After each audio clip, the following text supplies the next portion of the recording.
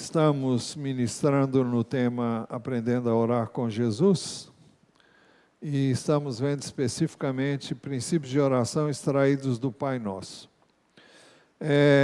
Já vimos que Jesus nos ensinou alguns princípios básicos sobre oração. Vimos isso em Mateus 6, 5 a 8. Vimos que Jesus nos ensinou a orar ao dizer, portanto, orem assim. Então, é uma oração que tem princípios que devemos considerar. Vimos ainda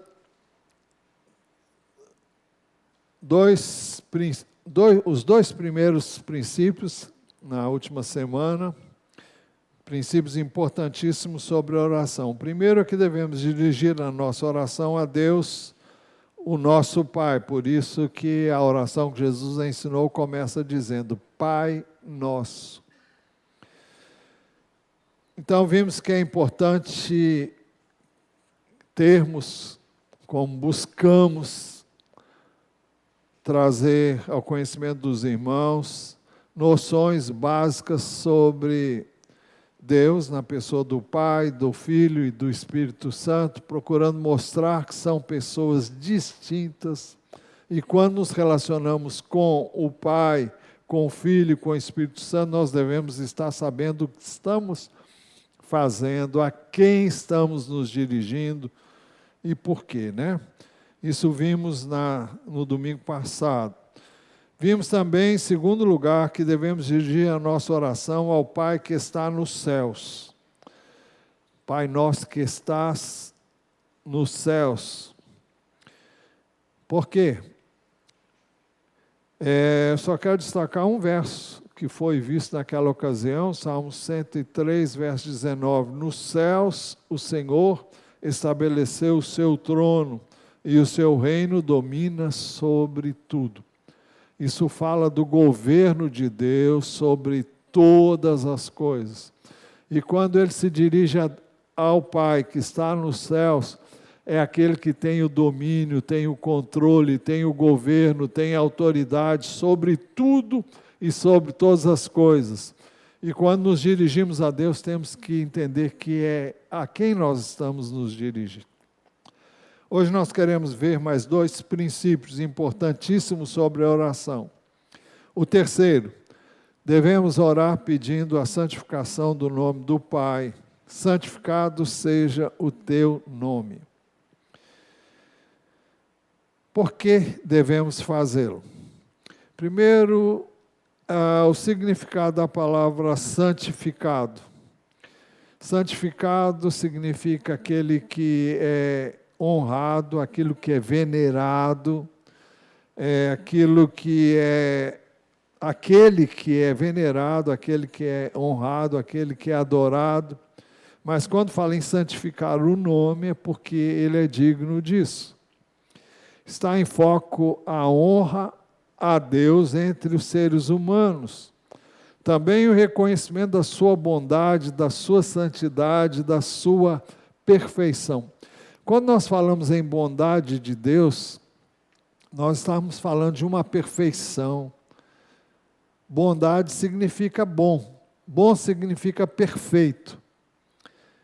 É por isso que Jesus, quando veio aqui como homem, alguém o chamou de bom e ele não aceitou. Por quê? Ele não era bom?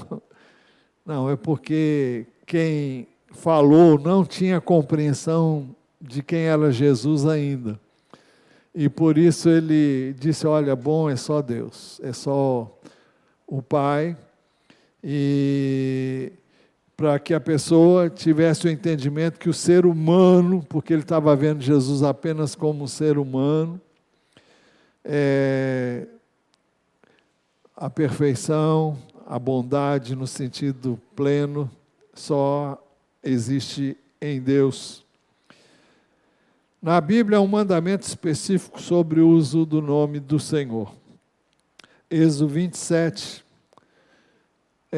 um dos 10 mandamentos, diz assim, não tome o nome do Senhor, seu Deus, em vão, porque o Senhor não terá por inocente o que tomar o seu nome em vão. E se os ímpios fazem isso a torto e a direito, fazem isso com frequência, sem saber até o que estão fazendo, porque não conhecem a Deus, e muitas vezes usam o nome de Deus, mas nem temem a Deus. Usam o nome de Deus como se fosse um adágio, uma coisa que todo mundo diz.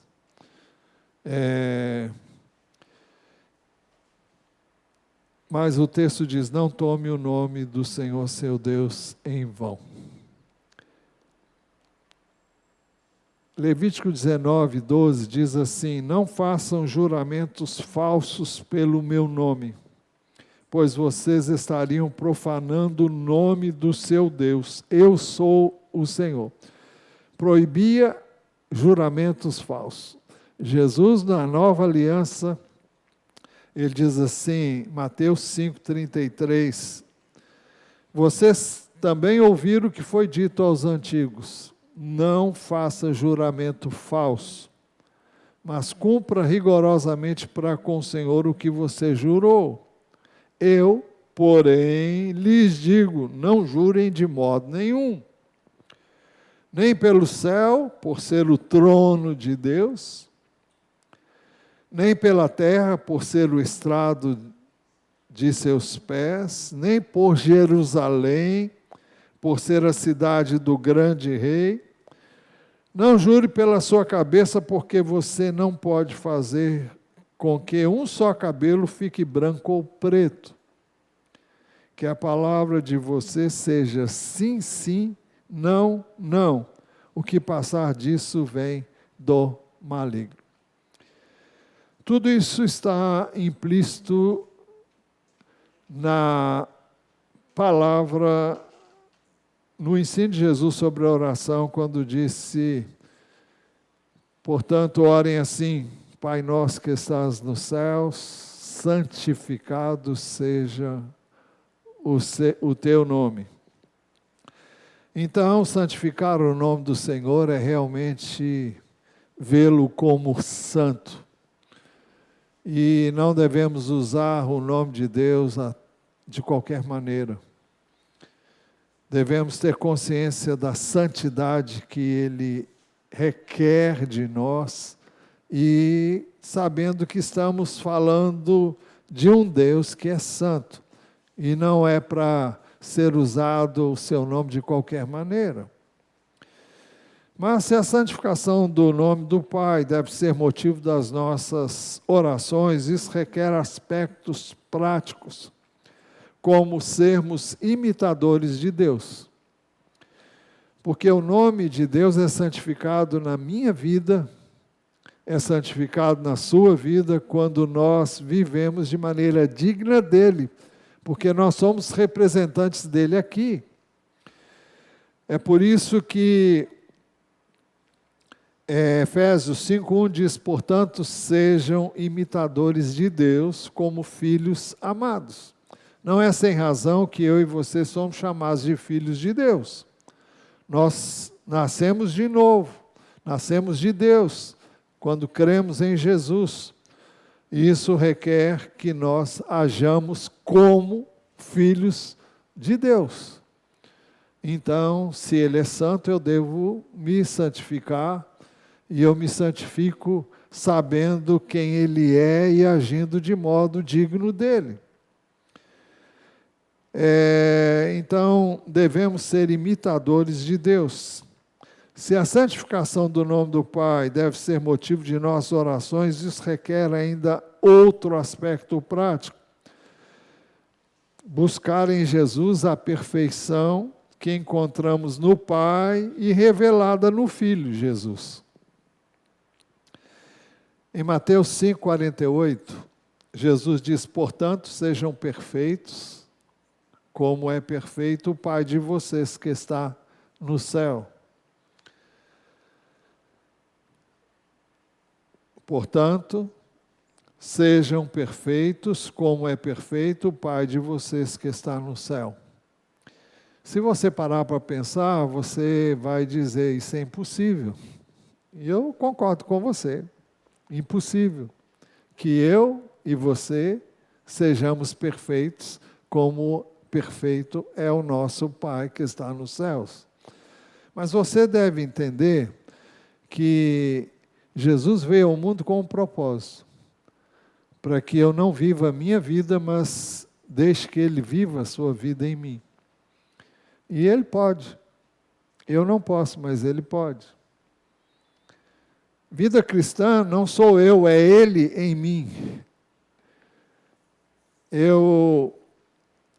E com isso eu quero que você desista de tentar, que você desista de querer se esforçar para ser o que você e eu não podemos ser. Então, o que significa isso? Que dependemos totalmente de Jesus. Ou é Ele, ou então não poderemos viver a vida cristã. Os padrões estabelecidos pela palavra são muito além, estão muito além daquilo que eu e você podemos fazer. Então, por que eles estão aqui? Porque o plano de Deus não é que eu e você vivamos por nossos próprios recursos. Gálatas, capítulo 2, versículo 20.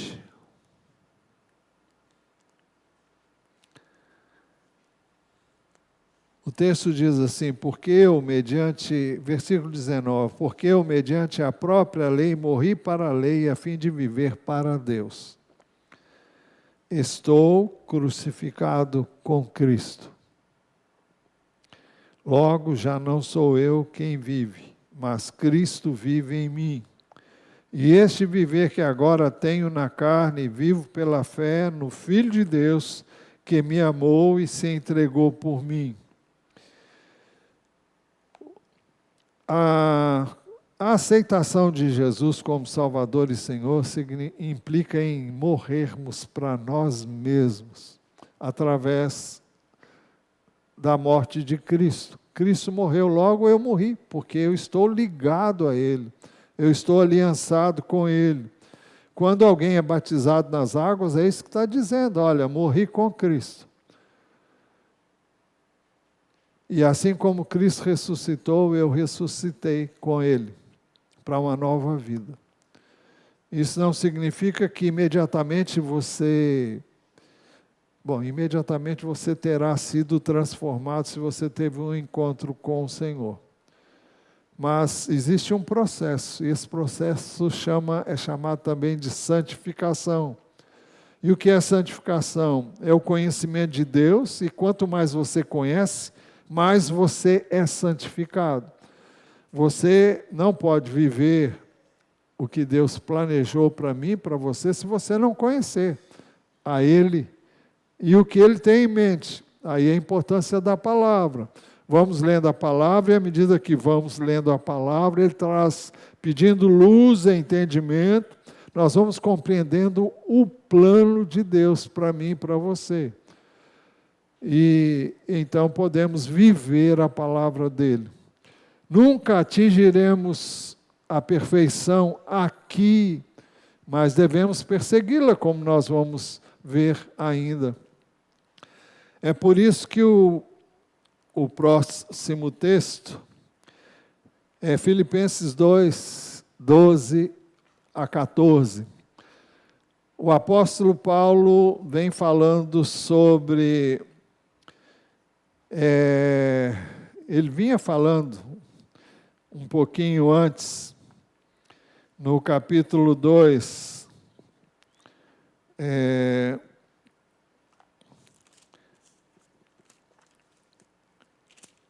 capítulo 2, versículo 5, não, é capítulo 3, perdão.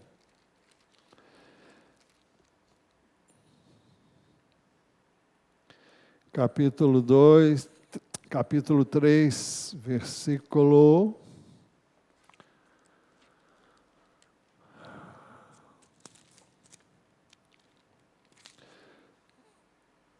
3:7.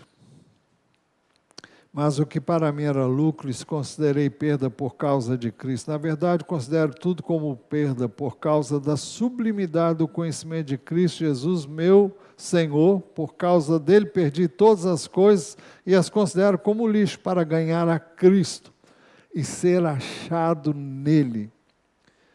Não tendo justiça própria procedente da lei, mas aquela que é mediante a fé em Cristo, a justiça que procede de Deus baseada na fé. Ele foi o maior perfeccionista que nós podemos encontrar na Bíblia, foi o apóstolo Paulo, antes de conhecer a Jesus. E o alvo dele era ser perfeito em tudo que ele fazia. E ele buscou isso. E ele lutou por isso, a ponto de perseguir a igreja de Jesus. Até que ele teve um encontro com Jesus. E ele, quando encontrou Jesus, ele viu que ele não era o que ele pensava que era. Ele pensava que era a pessoa mais justa do mundo.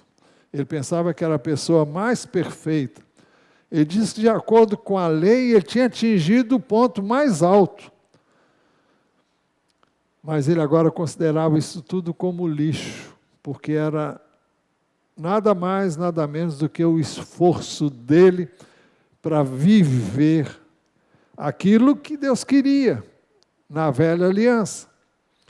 Mas quando ele encontrou Cristo, ele descobriu que todo o seu empenho era lixo. E ele então entendeu que ele, ao crer em Cristo, ele havia morrido com Cristo e que ressuscitara com Cristo e ele estava buscando agora viver nele, por meio dele e através dele. E por isso que Filipenses, não 2, mas Filipenses 3, 12, diz assim, não que eu já tenha recebido isso, ou que já tenha obtido a perfeição. Ou seja, não que eu seja perfeito como Cristo, mas prossigo para conquistar aquilo para o que também fui conquistado por Cristo Jesus. Nós fomos salvos para isso, para sermos como Cristo.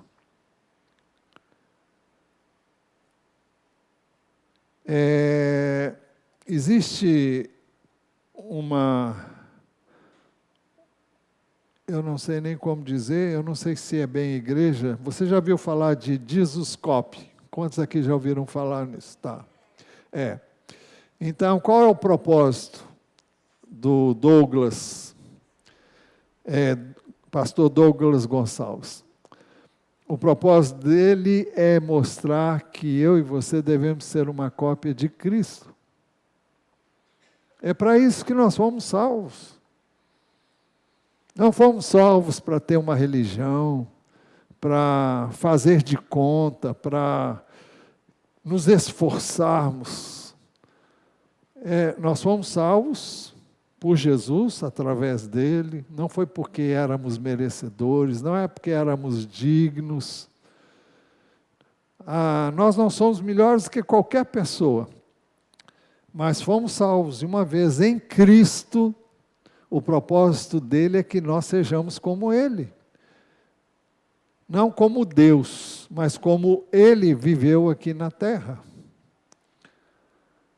E Jesus manifestou a vida do Pai. Ele veio para viver aquilo que o Pai era e é. Como? Na condição humana, na forma humana. Por isso que ele recebeu um corpo como o meu e o seu. E durante toda a sua vida ele não pecou, mas ele viveu a vida do Pai, mostrou o que era a vida do Pai, mostrou a superioridade de viver assim, na dependência do Pai. Ele não falava o que ele queria, ele não fazia o que queria, Ele fazia o que o pai queria, ele andava de acordo com a orientação do pai, ele falava as palavras do pai. Ele tinha vida nele, como homem, mas ele abriu mão da sua vida e viveu a vida do pai. E é exatamente isso que ele quer que eu e você vivamos. O resto é religião, o resto é forma, é legalismo, é correr atrás do vento. Nós não precisamos de uma religião, nós precisamos de Jesus. Nós temos que viver nele, por meio dele, através dele. O propósito dele é que nós sejamos como ele é. Efésios capítulo 3, acho que é 4.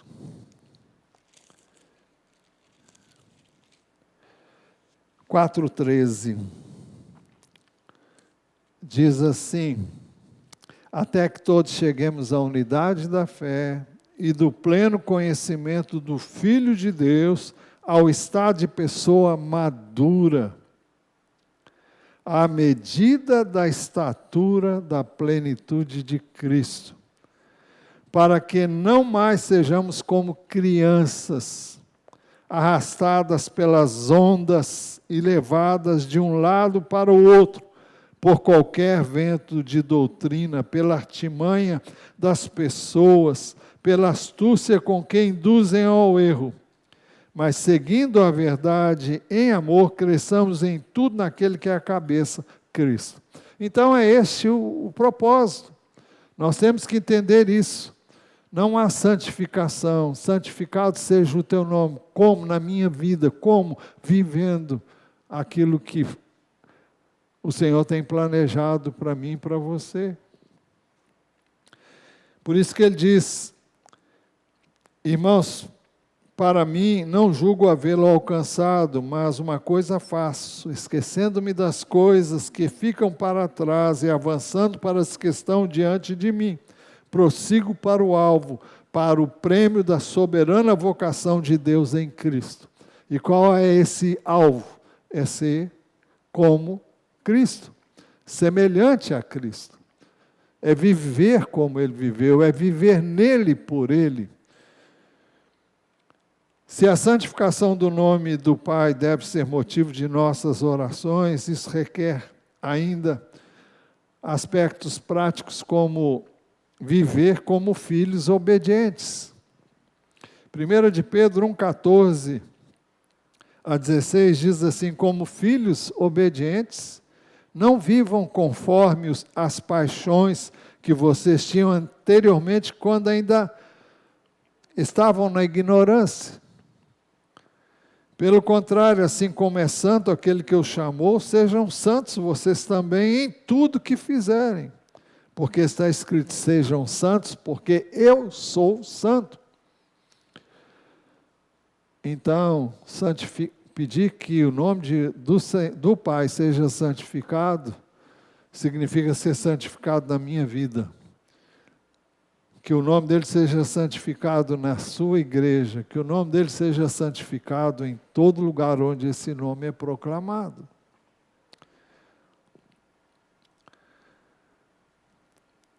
Se a santificação do nome do Pai deve ser motivo de nossas orações, isso requer também ainda outros aspectos práticos, como viver como povo de propriedade exclusiva de Deus. 1 de Pedro 2, 9 a 12. Vocês, porém, são geração eleita. É uma palavra do apóstolo Pedro aos que tinham fé em Jesus. Sacerdócio real, nação santa. Ele está chamando de nação santa, não uma nação, mas um povo, o povo de Deus. Povo de propriedade exclusiva de Deus, a fim de proclamar as virtudes daquele que o chamou das trevas para a sua maravilhosa luz. Como é que nós proclamamos as virtudes de quem nos chamou das trevas para a sua maravilhosa luz? Manifestando essas virtudes. Como vamos manifestar essas virtudes? Buscando em Deus, na sua palavra, o padrão dele para a minha vida, os propósitos dele para a minha vida, os sentimentos dele para a minha vida, tudo aquilo que caracteriza Deus, as suas virtudes, a sua bondade, a sua benignidade, a sua fidelidade, a sua mansidão, domínio próprio. Você vai dizer, eu não tenho nada disso, eu digo para você, eu também não. Mas ele tem. E o Espírito de Deus que vive em mim e você, à medida em que cedermos espaço para Ele, porque é Ele que representa Jesus, é Ele que nos capacita a viver como Jesus viveu, então nós podemos manifestar isso. Por isso que não é fruto do Paulo, de A, B ou C, é fruto do Espírito, amor, alegria, paz, longanimidade, benignidade, bondade, fidelidade, mansidão, domínio próprio. Contra estas coisas não há lei. Isso é o que caracteriza Deus. É isso que caracterizou a vida de Jesus.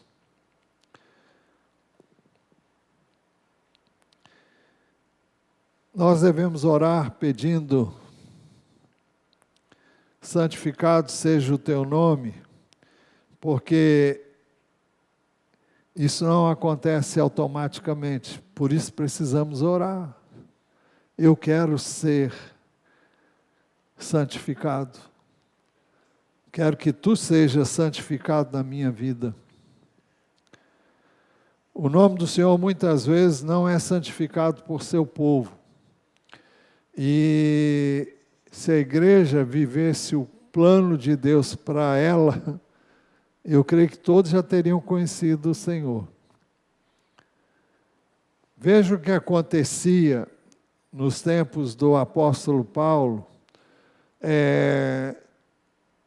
em relação aos judeus e os gentios. Os gentios eram aqueles que ainda não conheciam a Deus. Os judeus conheciam a Deus, mas eles viviam como se não conhecessem a Deus. Romanos 2,17 diz assim: mas se você que é judeu, confia na lei e se gloria em Deus, se você conhece a vontade de Deus e aprova as coisas excelentes, sendo instruído na lei, se você está convencido de que é guia de cegos, luz dos que se encontram em trevas, instrutor de insensatos, mestre de crianças, tendo na lei a forma da sabedoria e da verdade, quando ele se refere à lei, está falando a palavra de Deus. Você, pois, que ensina os outros, não ensina a si mesmo? Você que prega que não deve roubar, rouba. Você que diz que não deve cometer adultério, adultera. Você que detesta os ídolos, rouba os templos. Você que se gloria na lei, ou seja, na palavra de Deus, e desonra a Deus pela transgressão da lei, da palavra de Deus? Pois como está escrito, o nome de Deus é blasfemado entre os gentios, isto é, entre os que não creem em Cristo, por causa de vocês. Então, nós temos que ter muito cuidado, é melhor você nem abrir a sua boca, se você não está vivendo. Você não pode nem dizer, eu sou crente, se você não tem um relacionamento com Deus, que viabilize a vida dele em você. Não há vida com Deus, não há vida de Deus em nós, se nós não estamos andando com Deus. Não há vida de Deus em nós se nós não oramos. Não há vida de Deus em nós se nós não lemos a palavra e não buscamos na palavra a orientação para a nossa vida, você vai dizer, eu tenho o Espírito de Deus. E que comunhão você está tendo com Ele? A gente tem comunhão com Deus através da oração, através da palavra, através do culto, do louvor, da adoração. É relacionamento com Deus. E se isso não ocorre, nós podemos ser todos, menos pessoas que honram e santificam o nome do Senhor. Nós devemos falar de Jesus, mas a nossa vida deve falar mais. Você vai dizer, mas eu erro. Então, quando erra, confessa o pecado, fala, olha, eu errei. Eu pequei, eu não devia ter feito isso. É isso que Deus quer, que eu e você façamos cada vez que errarmos.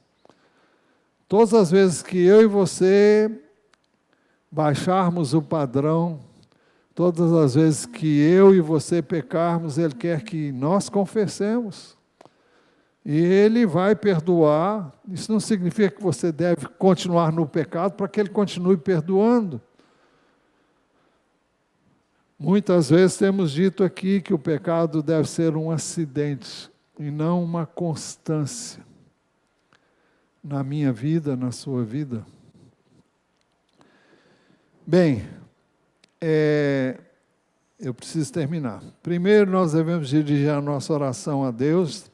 Segundo, devemos dirigir a nossa oração ao Pai que está nos céus, Pai nosso que estás nos céus. Terceiro, devemos orar pedindo a santificação do nome do Pai, santificado seja o teu nome. E quarto, devemos orar pedindo a vinda do reino de Deus. Venha o teu reino. E eu estou descobrindo que eu estou com pouco tempo, mas vamos lá. Ao criar o ser humano, o Senhor deu a ele o governo da terra. O ser humano foi criado à imagem e à semelhança de Deus. Façamos o homem à nossa imagem, conforme a nossa semelhança. E tenha ele domínio sobre os peixes do mar, sobre as aves do céu, sobre os animais domésticos, sobre toda a terra e sobre todos os animais que rastejam na terra. Assim, Deus criou o ser humano à sua imagem, a imagem de Deus o criou, homem e mulher os criou. E Deus abençoou e lhes disse, sejam fecundos, multipliquem-se, encham a terra e sujeitem-na. Então, Deus deu ao homem, ao criar o homem, o governo da terra. Mas o propósito de Deus era que o ser humano reconhecesse que Deus estava sobre ele. E reconhecer que Deus era o seu Senhor. Mas Ele não impôs. Mas Ele disse o que Ele queria. Gênesis 2,15. O Senhor Deus tomou o homem e o colocou no jardim do Éden para o cultivar e o guardar. E o Senhor ordenou ao homem, de toda a árvore do jardim você pode comer livremente. Mas da árvore do conhecimento do bem e do mal, você não deve comer, porque no dia em que dela comer, você certamente morrerá. Então veja, Deus estabeleceu, olha, você pode fazer o que você quiser, mas tem uma coisa que eu quero que você não faça. E nessa proibição, o homem seria provado. Ele não poderia comer de uma única árvore. Porque no dia em que ele desobedecesse, ele morreria. Não fisicamente, imediatamente, mas espiritualmente ele ficaria separado da relação com Deus, porque a relação com Deus prevê uma vida nele, por meio dele e através dele. Mas o homem foi criado com uma coisa que chama livre-arbítrio, e ele podia escolher. E Gênesis 3,6 diz que, vendo a mulher que a árvore era boa para se comer, agradável aos olhos e árvore desejável para dar entendimento, tomou do seu fruto e comeu, e deu também ao marido, e o boboca comeu. Sim.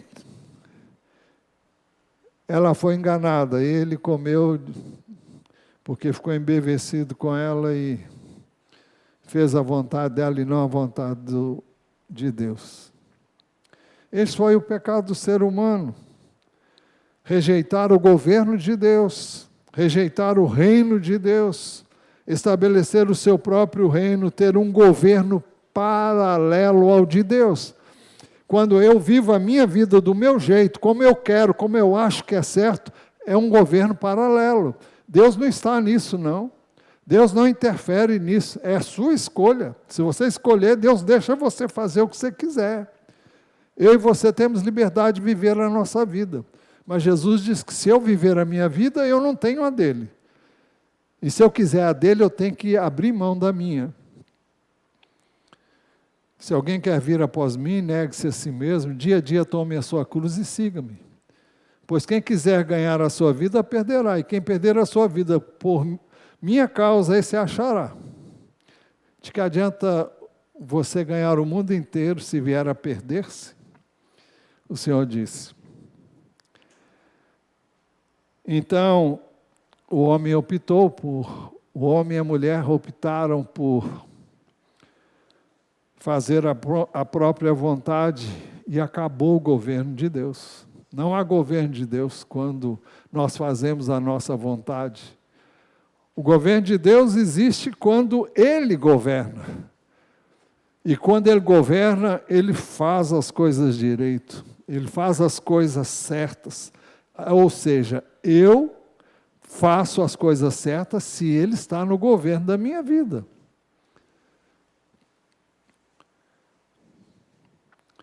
E as pessoas dizem, não, eu quero viver a minha vida. Aí quando você sai do governo de Deus, você cai num outro governo. E é o governo do diabo. Você fala, eu não quero nada com o diabo. Não, mas não tem opção, ou você é de Deus ou você é do diabo. Eu não quero o diabo, mas não tem outra opção. Ou você tem o governo de Deus, quando você escolhe viver a sua própria vida, você está escolhendo o caminho da rebeldia. E o caminho da rebeldia é o caminho de Satanás.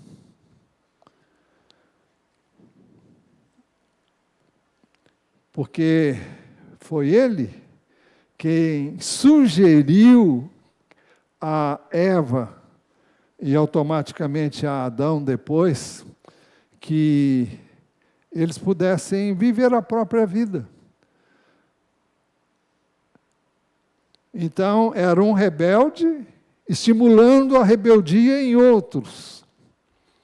É um direito, mas quem é que... Eles deixaram de obedecer a Deus e obedeceram à voz de um governo rebelde. E agora, quem é que manda, quem é que governa a vida deles? É esse que é o rebelde por excelência, que é Satanás. Jesus se referiu a Satanás como o príncipe do mundo. Ele diz, já não falarei muito com vocês, porque aí vem o príncipe do mundo e ele não tem poder sobre mim. Ou seja, eu não tenho nada a ver com ele e ele não tem nada a ver comigo. Por quê? Porque Jesus não tinha, olha, eu não gosto de usar essa expressão não, mas ele não tinha o rabo preso. O que é rabo preso? Quando você está fazendo uma coisa errada e dá direito e liberdade a Satanás de pegar você e acabar com a sua vida. Quem se sujeita ao governo e ao reino de Deus não está sujeito ao maligno. Mas todo o resto do mundo está sob o poder do maligno. 1 de João 5, 18, 19, sabemos que todo aquele que é nascido de Deus não vive em pecado, porque quem é nascido de Deus guarda a si mesmo, e o maligno não pode tocar nele. Sabemos que somos de Deus e que o mundo inteiro jaz no maligno. Ou estamos em Deus, ou então, como o resto do mundo, estão no maligno, mesmo que aparentemente não queiram nada com ele. estão vivendo debaixo de um sistema que é governado por ele. Por isso Jesus veio para estabelecer o reino de Deus no coração do homem. Jesus veio para restaurar aquilo que se perdeu lá no Éden. Lucas 17, 20 e 21, indagado pelos fariseus sobre quando viria o reino de Deus, Jesus lhe respondeu: o reino de Deus não vem com visível aparência. Nem dirão, ele está aqui ou lá está ele, porque o reino de Deus está entre vocês, ou melhor, dentro de vocês. Então, o governo de Deus é quando eu aceito Jesus como meu Salvador e Senhor. É quando o reino de Deus é implantado na minha vida. E não apenas isso, mas quando eu me submeto a esse governo. Não apenas intelectualmente, mas quando realmente eu nasço de novo e tenho prazer nas coisas dele e busco viver a vida dele. O Espírito de Deus veio para representar Jesus e o reino de Deus dentro de nós. Jesus referiu a ele dizendo: é o Espírito da verdade que o mundo não pode receber, porque não vê nem o conhece. Vocês, porém, o conhecem, porque ele habita em vocês e estará em vocês. Ele disse isso antes que ele concedesse o Espírito Santo aos que viessem a crer nele. Por isso Jesus veio pregando o reino de Deus e a necessidade de arrependimento.